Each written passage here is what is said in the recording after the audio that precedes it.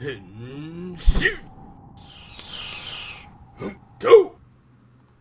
guys, welcome to this episode of the GMTC TokuCast. As always, I'm your host, Frozen Stratos. Here with me today we have... Cinder Blaze. And we are going to bring to you our review of Kamen Rider Amazons, or Amazon Riders as it's known here in the United States.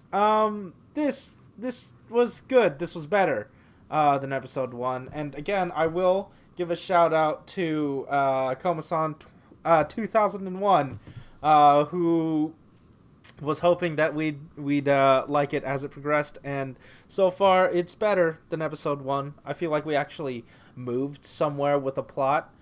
Yeah. Like what we had in this episode that we didn't have in like episode 1 was an actual decent character to follow. He wasn't there for the entire episode. He wasn't the main character, but for the like 10 minutes or so where like it did kind of not focus on him, but like where he was kind of like in the scene. Mm-hmm. I enjoyed it. Yeah, definitely. And I feel like this is the first episode we've had that actually sort of felt like they had stakes to them. Because just last episode, everyone was so bleh about everything. Everyone didn't really care.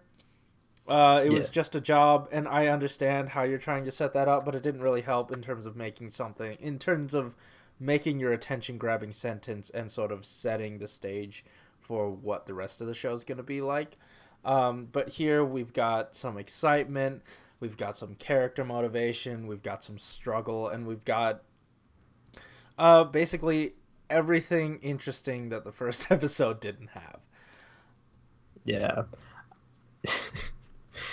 It's kind of funny because like this episode wasn't like the best either. Like when I'm comparing like Kamen Rider first episodes, I feel like if you kind of combine episode 1 and 2, then you'll get it.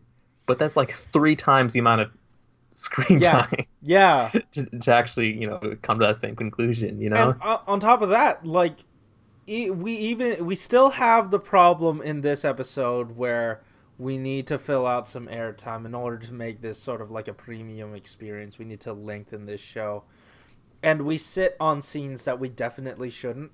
But also, I feel like there are points where we should have sat a little longer, where you could have shifted your waiting budget over to a different area of the episode. I don't quite remember specifically when it happened. If you go back in the watch along, I definitely say it. But I think it was around the time when they were talking about having to confront their friend. I don't know. Again, I think the time management and the editing is maybe a bit poorly handled, but and also maybe a bit of the direction as well, because we're not getting a good grasp on the action. And I feel like that's really lost here. If you're a tokusatsu show, you really want to lean in to the one-on-one fights. And even Power Rangers, the movie, Saban's Power Rangers, the 2017 one, that had a problem with not giving us enough of that action. And I feel like that's sort of, when you're going into this realistic sort of approach, you lose some of that. And I hope some of it comes back. The thing about the Saban Power Rangers reboot, it like the movie one you're referring to, right? Yeah. The thing about that one is like there wasn't enough action because like it was just like the amount of action was small. Like whenever we did get it, it actually did kind of like carry that Toku as like super like flashy type of fighting.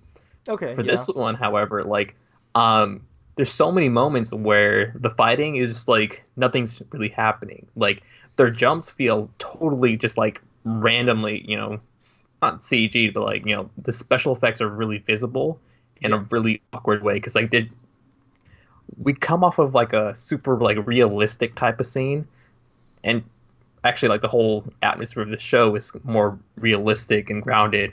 Yeah. Probably because of like the gritty and dark nature of like the colors and the scenes.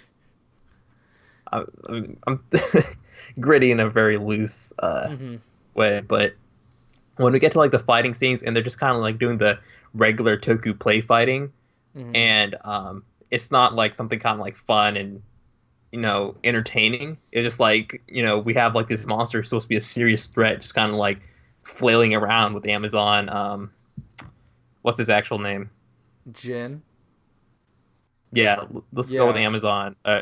Oh, Jin from Alpha. Alpha. Alpha. Okay, so Yeah. Amazon Alpha, who from this point on I'll be referring to as Amazon Prime. Like, if we're supposed to like believe in this threat, and he's just there, kind of like attempting to gnaw at people, we obviously know he cannot bite Oh wait, do because you mean this. Omega? Which No, one? No. I mean, like the fight scene I'm talking about now isn't the one that like with him Oh, specifically, but it's okay. just like Yeah. it was like right after he fights with Amazon Prime, he goes in and fights like the rest of his team, and then like he's going at like one of his former team members, and then he goes for like, the bites. And Mm-hmm. like this is not just for something that fight specifically. This is happening in every single fight scene this entire series. Like they would just get in and try and You some. realize we're only on episode 2. I know it's felt that long, but when you say entire series, we've only finished 2 episodes. Yeah, but we've had so many of these little scenes. Like Yeah. every single time they would like skirmish with one of the Amazons and then retreat and then they'd find another one and then something happens and then retreat. Like it's happened so many times where they just kind of like bite at nothing because we see that they're wearing a mask. Yeah. There's no way Yeah. they're actually biting anyone. They're just kind of just like gnawing, they're just rubbing their face into their neck, and then sometimes randomly blood spurts out, and it Yeah. doesn't feel right. I don't mind being eaten if it's you. Yeah, then they say some derpy shit like that. Just like come. Oh man, we were trying. We were trying to take you seriously. You can't. Yeah, and for me, like the only fight scenes, or not scenes, but like techniques that have worked were like when they rip off a limb or something, and it was Yeah. splatter or some like thing like that. Because like that's a moment where it fits the actual series, but they can't do that all the time. Yeah, because Like, it doesn't fall under that nebulous toku mush. Like I get what you're saying. I feel like there's some dissonance between what we're told is happening and what's actually happening. Because all the establishing shots of all the creepiness and all that stuff, we see limbs everywhere. We see like this creepy stuff going around, but we never get to put two and two together within a singular action scene unless it's a limb coming off. And even then, it's and I regret that I have to say this, but we don't get to see that happen to a human because like and so far like as far as I had gone the first time, I don't think I had seen that. And I feel like I don't want to see it. Don't get me wrong. I really don't want to nor need to see it, but I feel like that would help this disconnect a little bit, like redeem this disconnect a little bit because when you I again, I could be misremembering this, but like if that guy's gnawing on someone or something happening on a human, all we get is that random Toku red spot. You know what I mean? Like yeah, yeah, and it doesn't correlate to what you hear, what it looks like is going on, and like the blood that's sort of happening. It doesn't. There is that dissonance, and it's mainly applied to the human characters. And I feel like that's where this show sort of falls apart visually. Because yeah, like this that happening suit to suit, I can like I personally can forgive it, but when it's happening suit to human, I need that bridge to be made. But I yeah, also don't want to see something that gruesome, so I don't know. It's a win lose sort of situation. yeah. Like as you're kind of saying, like there's no real threat on the humans. It doesn't feel like whatever the person in the suit is going to be doing is actually going to harm the human. You Yeah, know, definitely. Even the like sniper guy he got gnawed on, like you heard some juicy sounds in episode 1. You'd think like, oh yeah, his abs are just torn apart. and just that entire section. But he's fine. Like you see Yeah. him like sort of like struggling to get around, but that could be like anything. You can have like some back pain and you could be hobbling like that. I don't know. It's just I don't know, or like just a bad stomach ache. Yeah. Let's move on a little bit from the fight scene. Sure. I think Yeah. everyone who kind of watches them knows the problem. It's really easy to see. How do you feel about Amazon Green or Omega? I love the suit, and it brought like the red suit brought that color that I wanted, and the green suit brought that color that I wanted. It's just that we don't get enough of it, and the wait time for this episode in order to get there, we had to wait so long through episode 1 to get to the suit, and we didn't get it, and then we had to wait most of this episode to get it. And the fight scenes it was given for its debut, it was okay. I don't know why. What did you think? I was not more like on the suit, but just like the character. I think I forgot his name. I didn't like.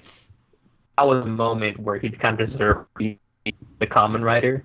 It's more like something that randomly happens to him, or Yeah. actually in this episode in particular, is something that the plot just kind of said, "Well, it's your fight scene time. Step outside, go crazy, and just jump and join over." You know? And I'm like, wait, what? And that whole like mental thing that was like happening, like I do understand that like Jin and his girlfriend were kind of like talking about like, oh, you gotta like fight the Amazons and stuff like that. But I felt like that wasn't the approach that you would have to go, because this guy's completely lost in this world, you know? Yeah, like definitely. they gotta take this like a little bit more gently and kind of like accommodate him to like the world itself, and just have him see like the whole cost of these Amazons just like running rampant. Like, he doesn't know what's up. But I get where they're coming from, because like you don't want to do that. You don't want to have to teach someone. You don't want to have to like show them the like it. You could just let them run off and do whatever the hell they want. Yeah, but and they'll figure it out eventually. Like they're not. Right. Huh? It just didn't feel right, Yeah, it didn't. But like I do understand what you're saying. We're missing, and I feel like because we're so far removed from like the actual legacy of Kamen Rider, and like how I'm pretty sure this is so far removed from the actual series itself. I don't have any confirmation on that, but I just, Toku likes to like separate and like mesh things together whenever possible, but I don't know. Either way, I just think that since we don't have that sort of idea of what a Kamen Rider is, or even using the name Kamen Rider, it's just Amazon. You're an Amazon. Like, yeah. You sort of change that fundamental idea of what it means to be a Kamen Rider, and who is this guy relative to what a Kamen Rider is. Like, I feel like I think the moment he picked up that belt, though, it just felt so weird. Like, he just kind of going crazy, and he's like, pulls out belt and henshin. Like, yeah. What? Why? I don't even think he saw the henshin. Yeah. Yeah, again, like, it's for an adult audience, but as an adult and as the audience, I would like to see that. That's the fanfare is what I'm here for. I don't know. Maybe I'm just but the unfortunate thing is we had 60 minutes, because we in like the last 10 minutes of episode 2. Yeah. To come up to this moment, and it's something that like it's kind of like left me unsatisfied. It's just like, well, he's Kamen Rider Amazon now. We'll get him to go fight, and maybe they'll deal with the ramifications later. Mm-hmm. Like his whole thing about like going crazy, it feels really baseless right now. Like I can't understand it, and like the whole thought process like behind it, like all the words that Jin and the girl said to him had nothing to do with like that those flashes of him being in that cage. It was just, Yeah, you know, I get you. I felt like nothing was like nothing really led up to that moment. Yeah. Okay, can't say led up because like that whole speech they had did kind of go there, but then we had all the stuff that he was dealing with internally was just something separate, and I feel like it's another thing they're gonna build up to, but it doesn't feel cohesive to the actual episode. You know?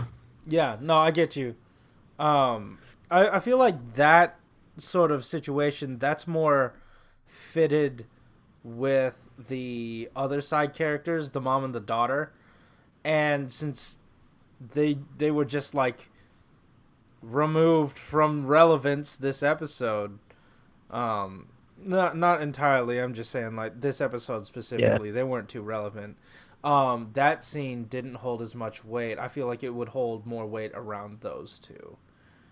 Because they are kind of the ones trying to rein him in. One of them, like, physically, the other one sort of emotionally. Like, she wants, not rein him in, but, like, you know. Bring him closer. Yeah, exactly. Um, and like you said, the characters he was with, they weren't the characters to trigger that sort of scene. Yeah. I Yeah. think like maybe they're trying too many things in these first two episodes, but they can't finish anything properly. Yeah, Uh, well, again, it is episode 2, so you can't really finish anything properly. no, but like you can finish anything within an episode. Like that's something that's somewhat reasonable. Yeah. And I think that one extermination team, if they kind of just like kept all of that in like one episode, like yes, it was incredibly boring that first time, but if they can slowly have one of their own kind of turn again, like in episode 1 and force Kamen Rider or Amazon Prime to come out and kind of like deal with it, and then slowly kind of introduce the other one, Mm-hmm. I feel like it would be more entertaining episode to episode, Yeah. and it would feel weird not have our main character in the first episode, but like his kind of feel a little bit better, you know. And they'll probably have like a first or another first encounter of his whole deal, but I feel like they're sacrificing too much for the future right now. Yeah. Like they're setting up too much without actually like accomplishing anything in the first episode. Mm-hmm. At least, well, Yeah, I get you. yeah. Yeah, I can only agree with that. But yeah, I think we've sort of said our piece on this episode. Unless you have anything else. Nah. All right, cool. Anyways, guys, yeah, that's been our episode. If you like this episode, hit that like button and subscribe. If you want to hear more from us each week, again, hit us up in the comments down below. Tell us what you thought about the episode.